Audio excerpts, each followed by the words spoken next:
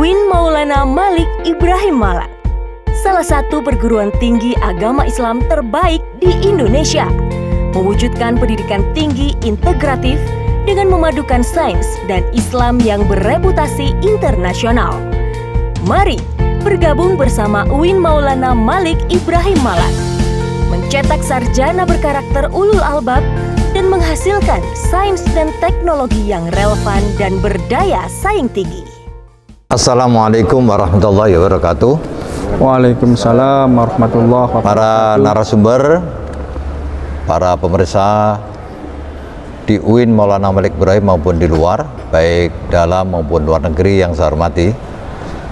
Hari ini kita akan mendiskusikan tema yang amat sangat penting, yaitu puasa dan kesejahteraan. Tentu kesejahteraan bagi umat, bagi bangsa, khususnya bangsa Indonesia ini. Apa sungguhnya relasi dan korelasi antara puasa dengan kesejahteraan ini? Telah hadir 4 narasumber dan mereka rata-rata expert dalam bidangnya. Seperti yang sebelah kanan saya ada yang expert dalam bidang pendidikan ekonomi, seperti sebelah kiri saya juga ada dari Fakultas Ekonomi. Mudah-mudahan diskusi ini akan memberikan pencerahan bagi kita semua. Namun sebelum saya lanjutkan, lihat yang berikut ini. UIN Maulana Malik Ibrahim Malang merupakan perguruan tinggi Islam berbasis sains dan Islam. Seluruh mahasiswa baru wajib mengikuti program di Ma'had selama 1 tahun. UIN Maulana Malik Ibrahim Malang mempunyai program tahfidz Al-Quran dengan jumlah lebih dari 2.000 mahasiswa penghafal Al-Quran. Di kampus hijau ini juga mempunyai mahasiswa asing dari 32 negara. Baik, kita lanjutkan diskusi ini. Namun sebelum kita lanjutkan, saya beri kesempatan kepada masing-masing narasumber untuk mengenalkan diri, nama, keahlian, atau jabatan, bahkan studi, titel, dan lain sebagainya. Saya mulai dari sebelah kanan. Terima kasih Pak Rektor. Assalamualaikum warahmatullahi wabarakatuh. Waalaikumsalam warahmatullahi wabarakatuh. Saya guru besar dalam bidang ilmu pendidikan ekonomi UIN Maulana Malik Ibrahim Malang. Pada saat ini saya diamanai sebagai Ketua Program Studi Magister Manajemen Pendidikan Islam Pasca Sarjana UIN Maulana Malik Ibrahim, UIN Maulana Malik Ibrahim Malang. Baik, terima kasih. Ya, berikutnya. Terima kasih Pak Rektor. Assalamualaikum warahmatullahi wabarakatuh. Waalaikumsalam warahmatullahi wabarakatuh. Nama saya Dr. Haji Abdul Basit, MSI. Saya dosen di jurusan Pendidikan Ilmu Pengetahuan Sosial, Fakultas Ilmu Tarbiyah dan Keguruan UIN Maulana Malik Ibrahim Malang.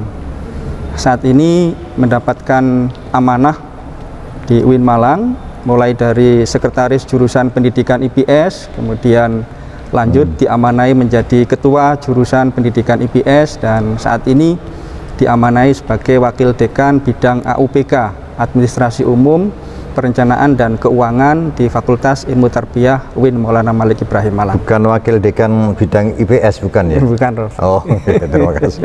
Oke, berikutnya sebelah kiri saya, silakan. Terima kasih Pak Rektor. Assalamualaikum warahmatullahi wabarakatuh. Waalaikumsalam. Perkenalkan, nama saya Umratul Hasanah. Saya dari Fakultas Ekonomi UIN Maulana Malik Ibrahim Malang. Ditempatkan di jurusan manajemen, banyak mengampu mata kuliah untuk konsentrasi perbankan syariah dan ekonomi Islam. Baik. Terima kasih. Assalamualaikum warahmatullahi wabarakatuh. Pernah menjadi wakil dekan di Fakultas Ekonomi ya, Bu? Ya? Nggih. Tahun berapa itu?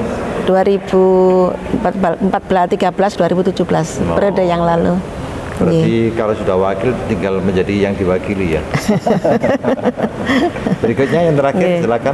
Terima kasih Pak Rektor. Assalamualaikum warahmatullahi wabarakatuh. Waalaikumsalam warahmatullahi wabarakatuh. Perkenalkan, nama saya Dr. Ahmad Jalaluddin LCMA, dosen di Fakultas Ekonomi dan Pasca Sarjana UIN Maulana Malik Ibrahim Malang, bidang ekonomi Islam. Sekarang mendapat amanah sebagai Ketua Program Studi Magister Ekonomi Syariah UIN Maulana Malik Ibrahim Malang. Sudah? Ada tambahan? Sudah. Baik, para pemirsa, kita jeda sebentar, nanti kita akan lanjutkan, tapi lihat yang satu ini. Fakultas Ekonomi UIN Malang memiliki 3 program studi, manajemen, akuntansi, dan perbankan syariah. Pendidikan yang dikembangkan mengintegrasikan sains dan agama dalam rangka melahirkan sarjana yang memiliki kedalaman spiritual, keagungan akhlak, keluasan ilmu, dan kematangan profesional. Fakultas Ekonomi, tempat menaruh harapan.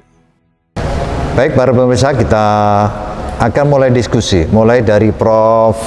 Wahid. Prof. Wahid, Iya, adakah relasi ya atau korelasi antara puasa dengan kesejahteraan, baik kesejahteraan umat, khususnya umat Islam dan umumnya bangsa Indonesia atau seluruh bangsa di dunia ini? terima kasih Pak Rektor. Ya, jadi apakah ada kaitan korelasi antara puasa dengan masalah kesejahteraan umat? Ya, jadi sangat berkaitan. Itu jelas sekali bahwa kalau kita definisikan kesejahteraan itu artinya kondisi keadaan yang menyenangkan, bebas dari kekurangan, gangguan, dan seterusnya, bahwa Islam hadir itu kan memang untuk mewujudkan kedamaian dan kesejahteraan. Bahkan Nabi Muhammad itu diutus untuk memastikan bahwa umat manusia itu dalam keadaan rahmatan lil alamin. Jadi itu, nah pencapaiannya melalui apa? Yaitu yang jelas bahwa ada ibadah-ibadah yang kita lakukan. Misalkan dalam rukun Islam itu kan ada 5 itu, mulai dari syahadat, sholat, zakat, puasa, dan haji. Nah, ibadah-ibadah inilah yang sesungguhnya, apalagi yang puasa, yang seperti di puasa Ramadan kali ini Pak Rektor, bahwa memang puasa ini kan merupakan ibadah yang secara langsung itu bisa membentuk karakter. Ini karena saya orang pendidikan, biasanya dengan berkaitan dengan karakter. Bagaimana dia merasakan lapar, kemudian dahaga. Jadi ada karakter merasakan bagaimana penderitaan orang lain, kan begitu Prof ya. Jadi di sini ada nilai-nilai kepedulian sosial yang tertanam dalam diri seseorang, adalah diri anak-anak itu bagaimana merasakan kepedulian. Nah, kepedulian inilah sesungguhnya merupakan sikap dan tindakan yang secara sukarela dan ikhlas mau berbagi. Nah, konsep berbagi inilah yang kemudian bagaimana dia bisa membagi.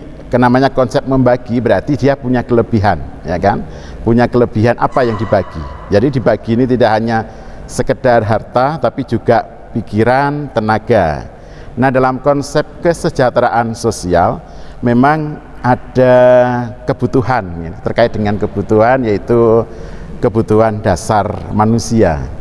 Ya, dalam konsep ekonomi Islam mungkin nanti Pak Dr. Jalal yang akan menguraikan bahwa memang ada perbedaan konsep masalah kesejahteraan dalam pemenuhan kebutuhan menurut ekonomi pada umumnya yang ada sekarang ini dengan ekonomi Islam. Nah, dalam ekonomi yang sekarang ini kemudian kebutuhan dasar itu kan sandang, pangan, dan papan. Lebih materi, lebih ke materi. Jadi kalau di dalam ekonomi Islam ini ada 5 kalau tidak salah, itu ada masalah tentang kebutuhan akan agama, ad-din, kan begitu ya. Kemudian kebutuhan dasar pemeliharaan akan jiwa, kemudian akal, kemudian kebutuhan akan pemenuhan untuk keturunan dan harta yang mal ini. Jadi, nah inilah kemudian memang di dalam konsep kesejahteraan ini memang terkait dengan masalah, ya selama ini masalah harta, apalagi kesejahteraan sosial itu pemenuhan kebutuhan ya yang terkait dengan pemenuhan kekayaan atau harta. Dan inilah kemudian fungsinya zakat. Inilah kalau zakat itu otomatis menjadi satu-satunya instrumen, bukan satu-satunya, salah satu instrumen untuk memberikan kesejahteraan umat ya, apalagi nanti kalau zakat ini dikelola secara baik. Kalau Prof. Akid kan expertnya dalam bidang pendidikan ekonomi ya. Kalau konsep ekonomi modern ya. Makna kesejahteraan itu apa sebetulnya? Kalau makna kesejahteraan itu kalau di modern itu terpenuhinya kebutuhan dasar, artinya dasar manusia, yaitu sandang, pangan, dan papan. Tapi ini terpenuhi. Bahkan kalau dikaitkan dengan Islam, orang yang dikatakan sejahtera jika dia sudah 3 ini terpenuhi, artinya yang dia punya kelebihan. Kelebihan itu dihitung dari nisabnya, kan begitu batasnya. Jadi para muzaki, insya Allah ini semua para muzaki ini semua sudah sejahtera, Prof.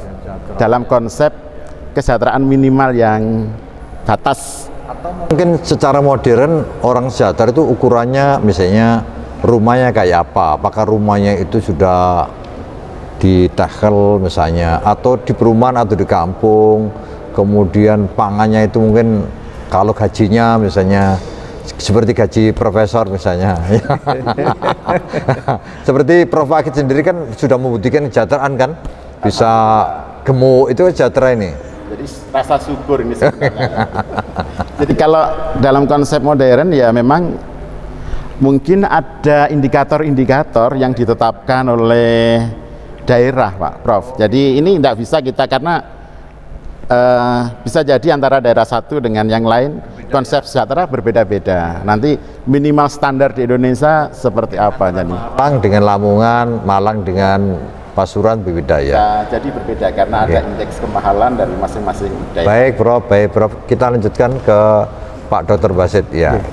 Untuk menegaskan kembali sebetulnya kesejahteraan itu apa sih sebetulnya ini?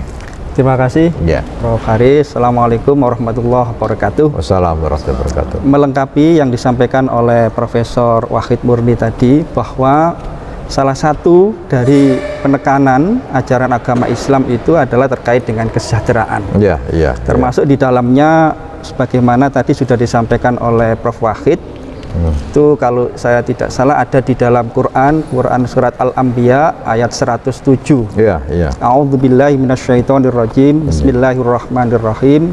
Wa ma arsalnaka illa rahmatan lil alamin. Iya, kalau tidak salah artinya, dan tidaklah kami utus engkau Muhammad melainkan untuk menjadi rahmat bagi seluruh alam. Iya, iya. Dalam hal rahmatan lil alamin ini salah satu indikasinya adalah indikasi kesejahteraan, yaitu kesejahteraan umat Islam secara keseluruhan, dohir dan batin.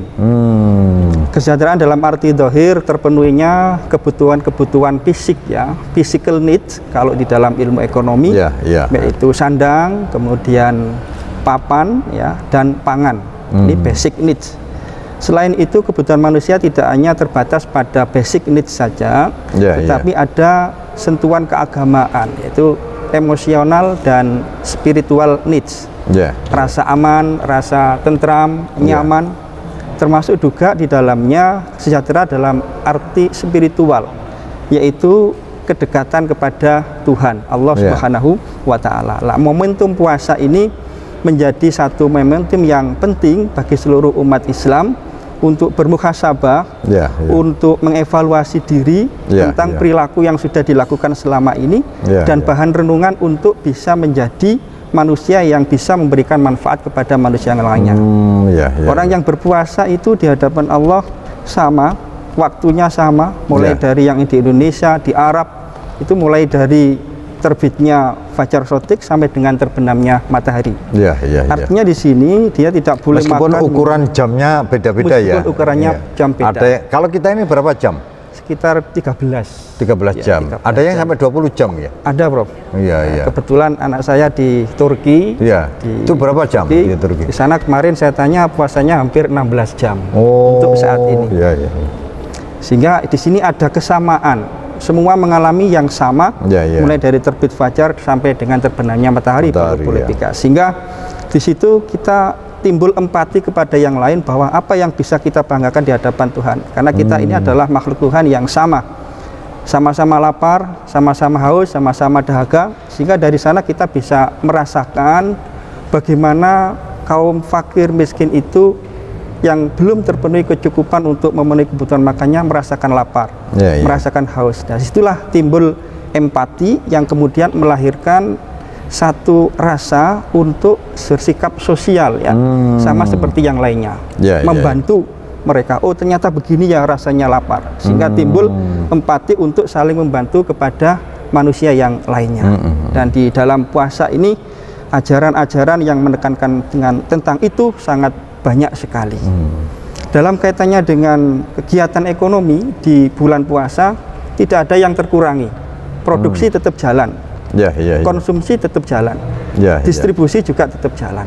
Di UIN Malang kita di bulan puasa produktivitas teman-teman, dosen dan karyawan juga cukup tinggi, sehingga di sini momentum puasa menjadi satu momentum yang sangat penting untuk kita umat Islam, khususnya dalam rangka membangun dan menciptakan satu kondisi kesejahteraan sosial yang memang itu juga menjadi tuntunan dan arahan dari agama kita, yaitu agama Islam. Bahkan puasa ini bisa efisien ya. Semakin biasanya efisien. Kalau kita makan kan 3 kali, pagi namanya sarapan, siang makan siang, terus makan malam kadang-kadang. Sekarang hanya 2 kali ya. 2 kali. Ya, 2 kali. Dan kita juga tidak merokok siang hari. Berarti seharusnya rokoknya 2 kali 2 pak, itu sekarang tinggal 1 pak ya. Jadi efisien ya. Efisien secara ekonomi. Ya, ekonomi. Tetapi efeknya adalah kesehatan rohani dan jasmani. Semakin membantu. Dan ini harus berbagi kepada yang lain kepada yang lain. Ya. Tapi Pak Dokter merasakan lapar apa tidak?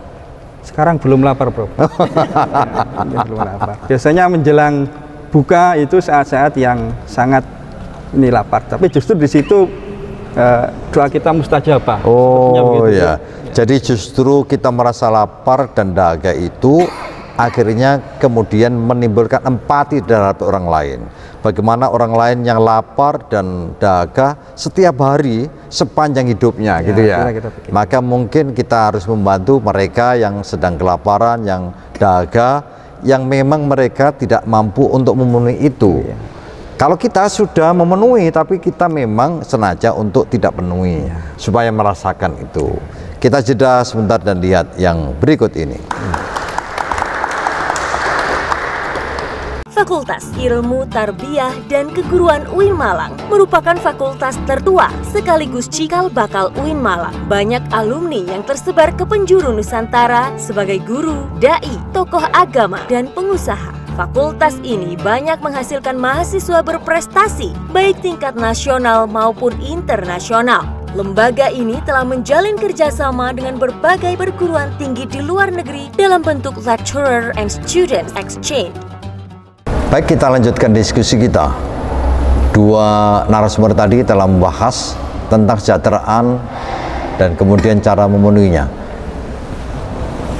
Bu Dokter, apakah ada indikator-indikator terinci ya tentang kesejahteraan ini dari perspektif ekonomi tentu? Terima kasih.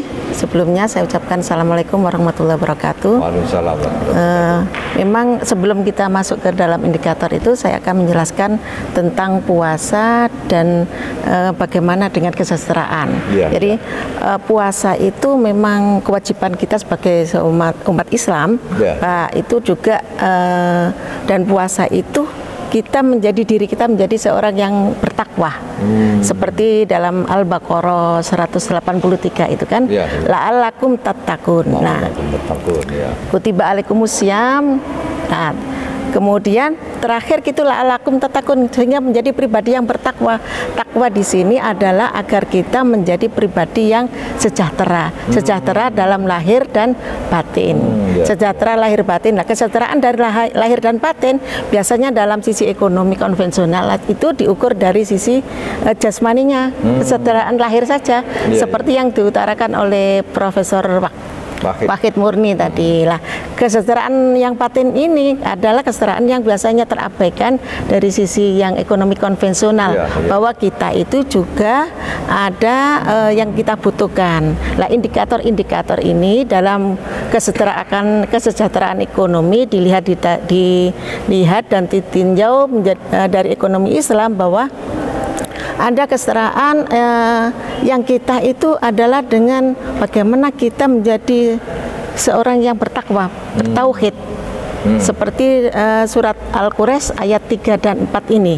Nah, kemudian yang kedua itu adalah indikator yang kedua itu adalah dengan konsumsi, bahwa kita juga membutuhkan konsumsi, makan dan sebagainya. Nah, yang ketiga itu adalah indikator dari sisi spiritual atau batiniah, yaitu merasa aman diri kita, merasa tenang jiwa kita. Nah, dari sini, nah dari 3 indikator ini maka akan terpenuhilah apa yang kita butuhkan sebagai seorang pribadi muslim, bahwa tidak hanya jasmani saja, kebutuhan sandang pangan tadi yang diutarakan, kemudian juga kebutuhan rasa aman kita itu dan kebahagiaan, kemudian juga rasa jiwa kita itu menjadi tenang. Ya, ini yang harus kita lakukan. Nah, kadang-kadang kan gini, Prof. Orang dilihat banyak harta dan sebagainya, itu apakah sejahtera mereka? Kan juga belum tentu. Kadang dia kaya dan sebagainya, banyak mobil mewah, rumah banyak dan sebagainya, tapi jiwanya tidak tenang. Nah, ketika tidak tenang ini, apakah dikatakan sejahtera? Nah, ketika tidak tenang, kita lihat juga banyak yang orang kaya yang mati, meninggal, bunuh diri dan sebagainya. Nah, ketika hal ini terjadi, maka berarti dia tidak memenuhi kategori yang tadi, yang nomor 3. Jadi harus rasa aman, tenang jiwa kita, sehingga apa yang kita lakukan diri kita akan menjadi yang lebih baik, yang lebih sempurna. Dan juga puasa ini adalah momen yang sangat penting. Di samping itu untuk menjadikan kita sebagai seorang yang bertakwa, pribadi yang bertakwa, la'alakum tattaqun, kita juga menjadi seorang yang harus bersyukur. Apa yang kita nikmati, apa yang kita dapatkan, sehingga kita bersyukur. Dengan bersyukur inilah kita akan membuat pribadi yang paling bertakwa. Saya dengar apa ya judul nyanyian dari Bimbo ya, atau yang lain ya, bersyukur sepanjang waktu. Ya. Tapi saya nggak hafal itu. Oh, nggak hafal. Memang bukan penyanyi. Ya. Ada lagi yang disampaikan Bu Dokter.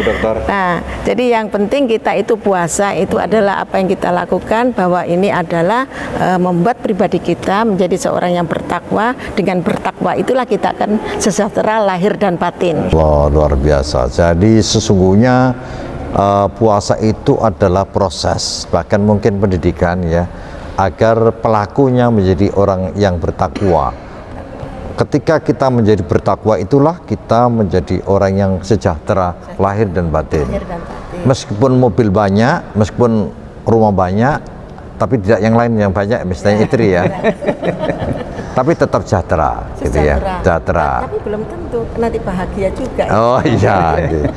Baik. Ada lagi yang disampaikan Bu Dokter? Sudah cukup. Ya, saya beralih ke Pak Dokter Jalal. Pak Dokter Jalal, apa kira-kira instrumen yang digunakan untuk mengukur orang ini sejahtera apa tidak? Ya. Terima kasih, Prof. Pertama, dimensi sejahtera terlebih dahulu. Kalau di dalam ekonomi Islam itu ada beberapa istilah yang bisa menggambarkan substansi dari kesejahteraan itu.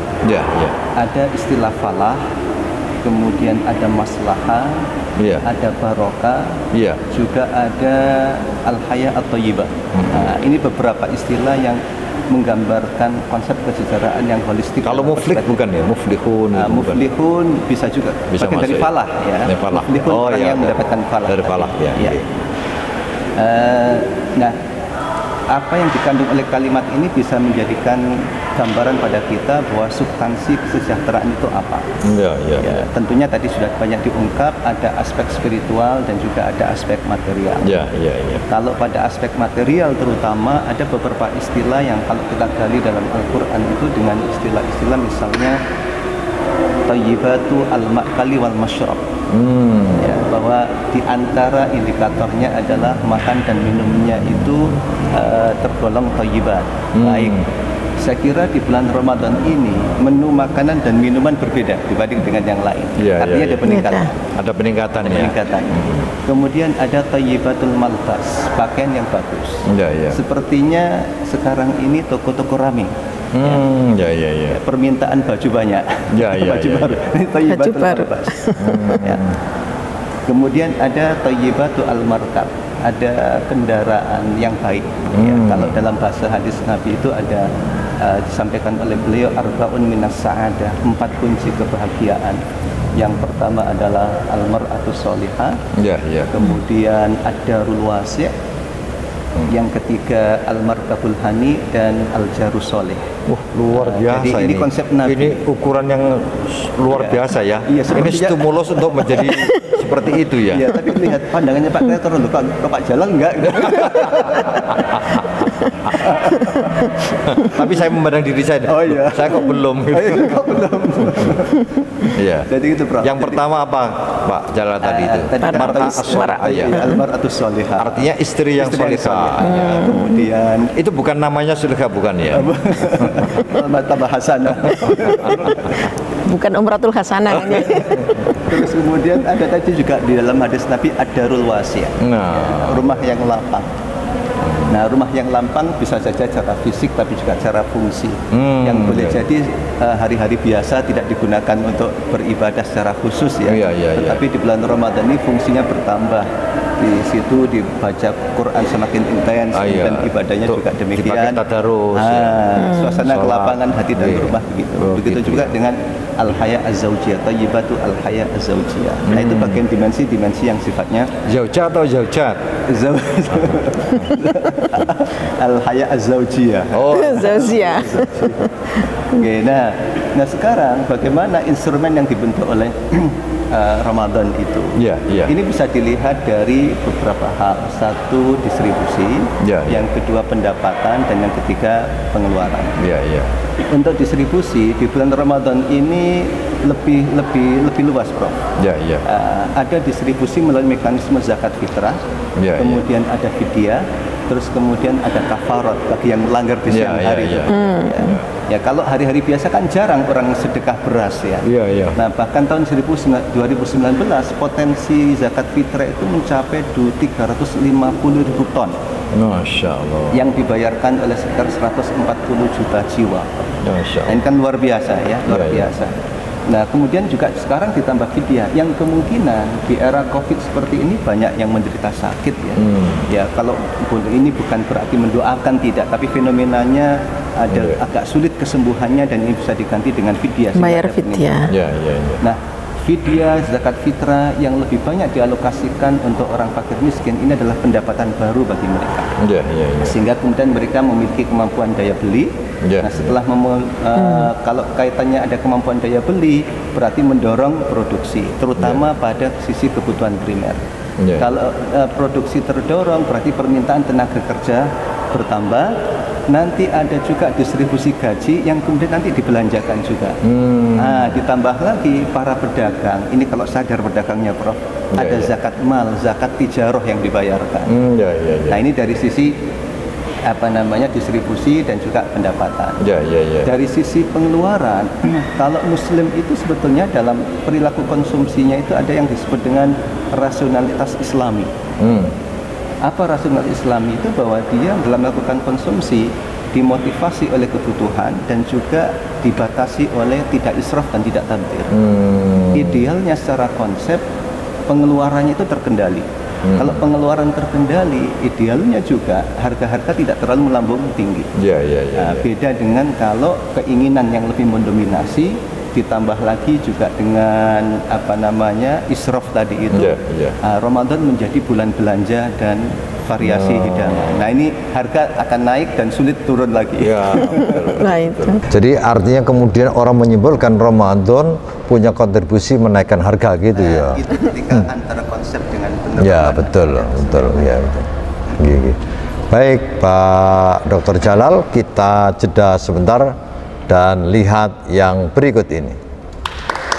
Pasca Sarjana UIN Malang memiliki 11 program studi magister dan 3 program studi doktor. Dengan atmosfer akademik dan fasilitas pendidikan yang berkualitas, dosen bergelar profesor dan doktor, serta tenaga expert dan mahasiswa dari mancanegara. Pasca Sarjana berkomitmen kuat untuk mencetak magister dan doktor berkarakter ulul albab, memiliki daya saing tinggi, dan bereputasi internasional. Baik, kita memasuki sesi yang terakhir. Para narasumber kita mohon untuk menegaskan kembali terkait dengan tesis yang tadi telah disampaikan. Mulai dari Prof. Wahid, silakan Prof. Wahid. Terima kasih Pak Rektor. Pemirsa, kita telah mendengarkan sajian yang luar biasa dari semua narasumber. Kalau kita tarik untuk ditegaskan bahwa memang ibadah puasa ini sangat terkait erat dengan perwujudan masalah kesejahteraan umat, dan ini kalau kita tarik dalam konteks pendidikan, karena memang bidang saya terkait dengan pendidikan, maka ini adalah penting bahwa bagaimana internalisasi nilai-nilai karakter yang dikembangkan oleh pemerintah. Ya, ada, kalau di Kemendikbud itu ada 18 karakter, mulai dari religius, disiplin, tanggung jawab, dan seterusnya, termasuk masalah peduli sosial, bahwa sesungguhnya kegiatan puasa ini tidak hanya masalah peduli sosial saja, karena karakter religius otomatis sudah tercapai, kemudian tanggung jawab, disiplin. Nah, untuk itu dalam penyelenggaraan pendidikan, supaya anak-anak terinternalisasi, itu mau tidak mau kita sebagai pendidik harus memberikan contoh teladan. Nah, sebenarnya setelah puasa Ramadan ini kita bisa mengadakan kebiasaan-kebiasaan bagi lembaga pendidikan yang belum pernah. Kalau di UIN Malang insya Allah sudah berjalan kebiasaan puasa Senin Kamis, ini sudah tetap, insya Allah masih tetap berjalan. Dan ini memang kondisi ini semacam ini sebenarnya membantu kita membuat anak-anak itu semakin peduli terhadap sesama dengan memberikan kepedulian. Nah, kesejahteraan itu akan tercapai sesungguhnya, karena katakanlah secara secara definisi tadi bahwa dikatakan sejahtera itu merasa senang, nyaman, aman, tidak terganggu. Nah, dengan membantu teman-teman yang lain atau orang-orang yang lain yang kekurangan, otomatis orang yang lain itu merasa senang, tidak terganggu, dan kita juga merasa bisa salah satu bentuk syukur, sebagaimana dikatakan oleh Dr. Umrotul, bahwa syukur itulah kemudian kita harus wujudkan. Dan disinilah kemudian kondisi masyarakat akan menjadi lebih baik, karena agama kita tetap terpelihara, kan begitu, dan kondisi-kondisi yang lain akan menjadi aman. Efeknya itu kan lama-kelamaan kan juga langsung ke masyarakat pada umumnya. Nah, kondisi kepedulian ini kalau kemudian dapat diatasi, kita bisa berbagi, otomatis kondisi sosial keamanan akan menjadi lebih baik lagi. Baik Prof, terima kasih. Terima kasih. Pak Dr. Basit, silakan. Terima kasih Prof. Haris. Ya. Sebagai penegasan dari relevansi puasa dengan kesejahteraan sosial, kita bisa mengambil satu benang merah bahwa momentum puasa ini menjadi satu pembelajaran bagi kita semua, khususnya umat Islam yang melaksanakannya, untuk bisa merasa bahagia ketika melihat yang lain bahagia. Kita merasa sejahtera jika teman-teman, saudara, tetangga yang ada di sekitar kita juga bahagia. Sehingga bahagia tidak boleh dinikmati sendiri, tapi perlu dibagi. Dengan momentum puasa, kita diajarkan untuk itu, dan itu harus kita lakukan, sehingga dalam waktu, dalam satu proses yang berkepanjangan, kalau di dalam teori ekonomi itu dikenal dengan proses multiplier effect, akan memberikan efek jangka panjang yang sangat bagus sekali dalam rangka pembentukan atau mewujudkan kesejahteraan sosial. Ini yang perlu kita garis bawahi. Yang kedua, bahwa di dalam kegiatan puasa di bulan Ramadan ini tidak menyurutkan aktivitas kita di dalam kegiatan ekonomi, baik itu produksi, distribusi maupun konsumsi. Semuanya berjalan dengan normal. Bahkan tadi dijelaskan oleh Pak Jalal, Pak Dr. Jalal, justru dengan puasa ini kegiatan produksi semakin meningkat karena ada kebutuhan dari konsumsi yang cukup tinggi, sehingga di dalamnya ada proses penyaluran dari produksi ke konsumsi itu melalui distribusi yang menarik pula. Dan bagi teman-teman kita ada satu kebahagiaan ya, terutama di bulan Ramadan itu, puasa itu kan orang bahagianya kalau waktu berbuka puasa, kalau habis lapar, kemudian berbuka senang. Yang kedua senangnya itu kalau nanti hari raya. Kalau sudah hari raya itu kan senang, mencapai orang yang la'allakum tattaqun, itu orang-orang yang menang, orang-orang yang bertakwa, yang bisa ngempet hawa nafsunya selama di bulan puasa. Salah satunya juga kita yang pegawai negeri, baik yang PNS maupun ASN di UIN itu juga akan dapat kebahagiaan tambahan melalui THR, Pak Rektor. Oh, gitu. Itu tidak ada THR kalau nggak ada puasa. Memang beliau ini wadik bidang THR ya, AUPK ya. Nanti perlu diidentifikasi yang tidak puasa, nggak usah dikasih THR. Jadi jika dikasih THR yang puasa saja. Saya rasa itu untuk baik Pak Dr. Basit. Ke Ibu Umrotul ya. Ada hal yang penting yang disampaikan lagi, silakan. Oke, terima kasih Prof. Untuk puasa dengan kesejahteraan ini, memang kita berpuasa itu kan jangan semata-mata hanya menjalankan kewajiban, tapi di balik itu apa ada hikmah dan sebagainya untuk diri kita sendiri ya. Jadi diri kita sendiri bahwa kita melakukan puasa di samping berita itu adalah kewajiban kita sebagai seorang muslim, tapi itu adalah kembali kepada diri kita itu. Diri kita itu tadi saya tekankan di awal bahwa akan menjadi pribadi yang bertakwa. Dengan bertakwa itu akan sejahtera orang yang tersebut, yaitu kesejahteraan di dalam hal ini bukan hanya secara lahiriah saja, tapi kesejahteraan itu adalah dari sisi materi dan non materi, fisik dan spiritual. Sejahtera mungkin punya rumah dikatakan sejahtera, tapi dia mungkin masih gelisah dan sebagainya. Lah itu berarti di sini ada batiniah, spiritualnya, jasman rohaninya yang perlu penambahan agar sejahtera, Jadi perlu adanya tadi berpuasa agar mereka itu juga berasa kenikmatan di dalam berpuasa. Kita itu kalau berpuasa itu Pak Rektor kan merasa nikmat kalau diri kita berpuasa, karena apa? Kita juga sesuai dengan apa nyanyian itu, weteng engkang luwe itu.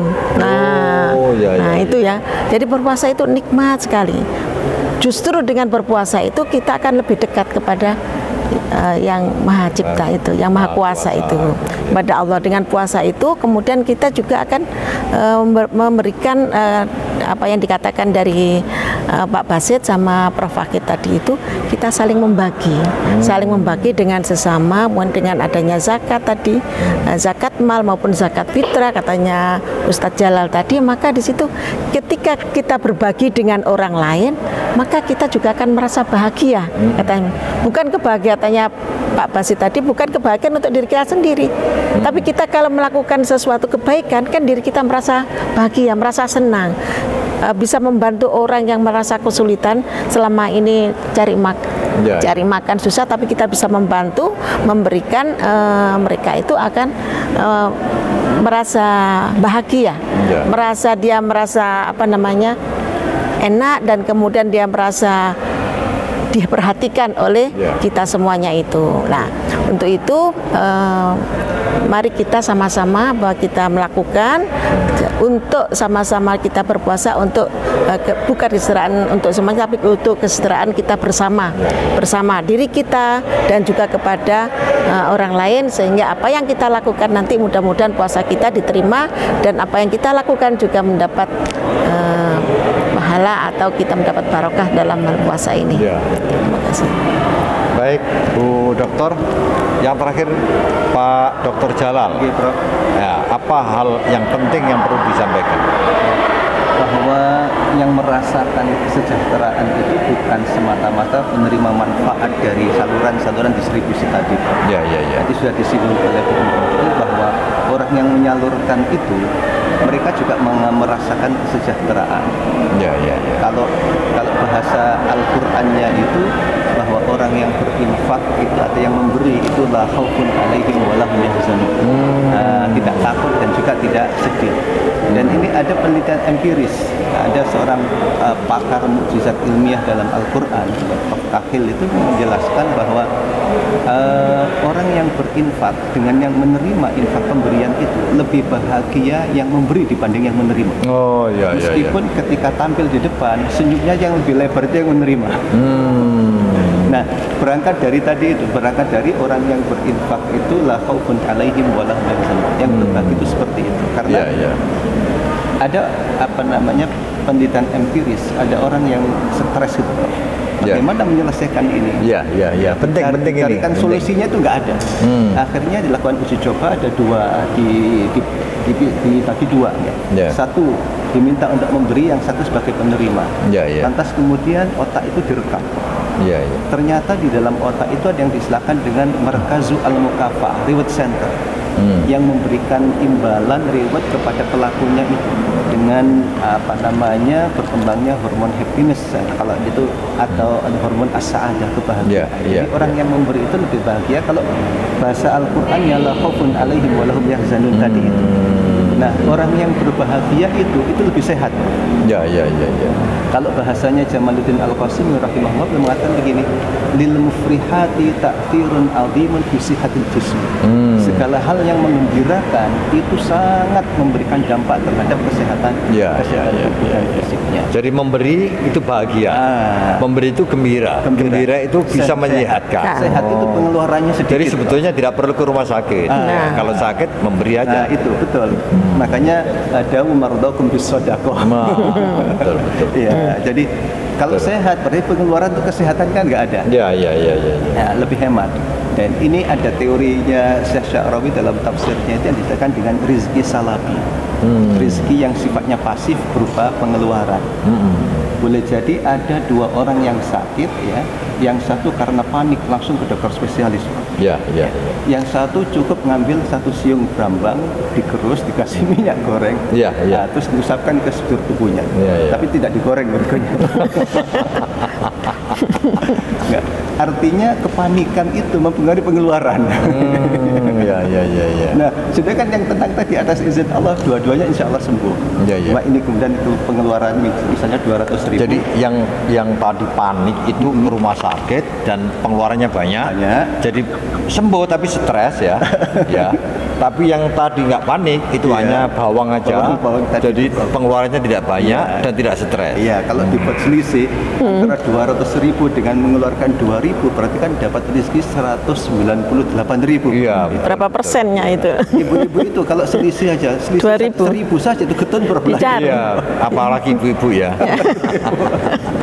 Baik, tapi kan Bapak bahagia. Sungguhnya disinilah kita bisa memanai puasa itu kemudian meningkatkan kepedulian terhadap orang lain. Kepedulian itu selalu dikonotasikan dengan memberi dalam hal-hal yang bersifat fisikal ya, financial ya. Tetapi sungguhnya memberi ini lebih dari itu, memberi peluang, memberi fasilitas, dan memberi nasihat dan apapun yang kemudian semua ini bermanfaat bagi orang lain ya.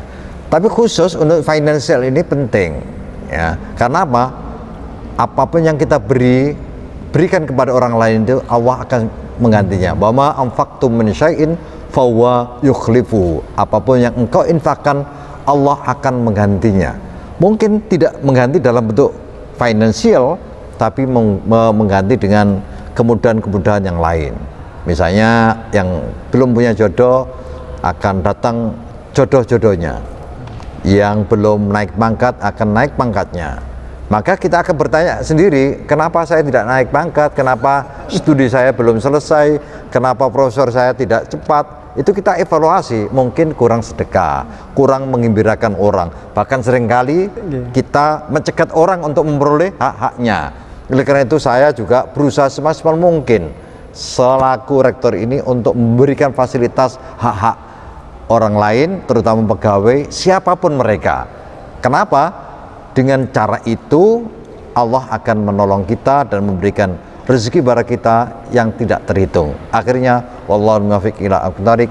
Wassalamualaikum warahmatullahi wabarakatuh. Waalaikumsalam warahmatullahi wabarakatuh. Win Maulana Maulana Malik Ibrahim Malang, salah satu perguruan tinggi agama Islam terbaik di Indonesia, mewujudkan pendidikan tinggi integratif dengan memadukan sains dan Islam yang bereputasi internasional. Mari bergabung bersama UIN Maulana Malik Ibrahim Malang, mencetak sarjana berkarakter ulul albab dan menghasilkan sains dan teknologi yang relevan dan berdaya saing tinggi.